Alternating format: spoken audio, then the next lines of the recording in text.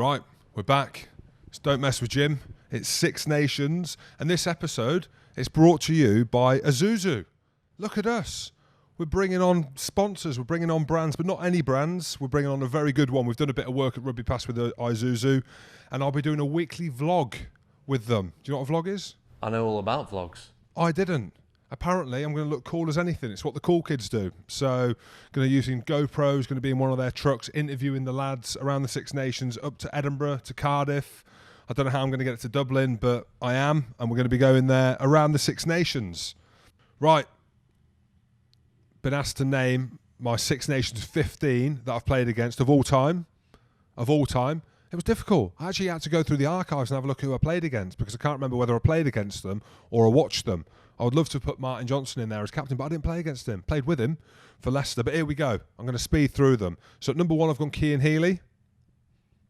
Obviously. I mean, monster of a man. Leonardo Geraldini, the hooker from Italy, quality player as well.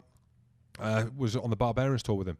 Lovely bloke, but I think any Italian front rower was always tough to play against, and that's why I've gone for Martin Castrogiovanni at tight head.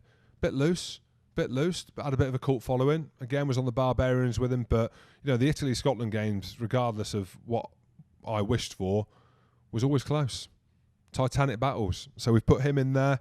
The second rows were easy. I've gone for Alan Wynne-Jones. Warrior.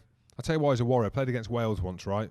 First kickoff, I've flown into the kickoff at Murrayfield, and this where it was the dark arts were allowed a little bit more. I've flown straight in. I've clipped him with my knee on the cheek, split his cheek open. I don't know why my knee was near his cheek, but it was, and didn't even flinch. Grabbed hold of me, couldn't let go of him, and I'm trying to be the hard man. He is the hard man, and he's still going. Unbelievable. Paul O'Connell, believe it or not, had a few titanic battles against Paul O'Connell, and he's a good bloke, and always played well against him. Should have been me and him for the Lions. That was written in a magazine at home. I saw somewhere that I've kept somewhere. Back row, easy for me. Thierry Dusautoir in the back row.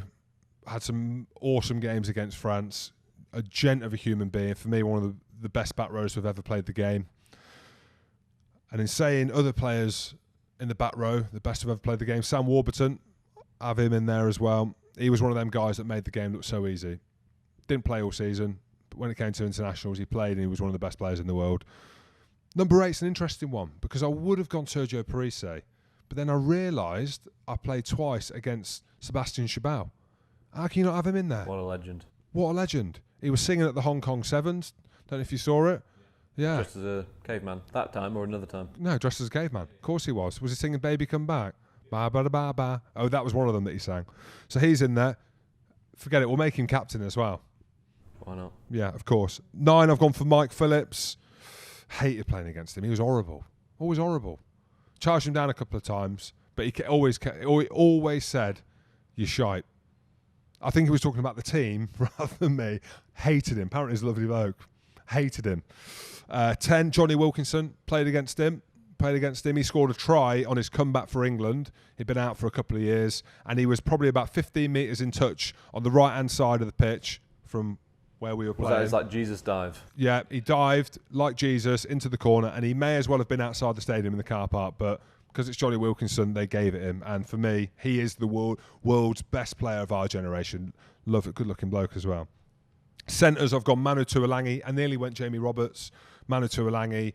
I grew up with Manu. He was 8 years old when I was round his house with his brothers, and basically thought he was like a little lad playing a game of rugby when I played against him once, and he sat me down and put me into the next week and concussed me. So that's when I realised actually he's not 8 years old anymore in a nappy. Yeah, I'm going to say you're in a nappy at 8 years old. But you're actually a full-grown man at the age of 20, and you are ridiculously big and strong and fast, and I love you. Best player, arguably to have ever played the game, Brian O'Driscoll at 13. Balance, poise, charisma, leadership, understanding of the game. He does commentary now. You listen to him. He's like the Gary Neville of rugby in terms of his understanding and delivery, because he understood the game. Of course he did.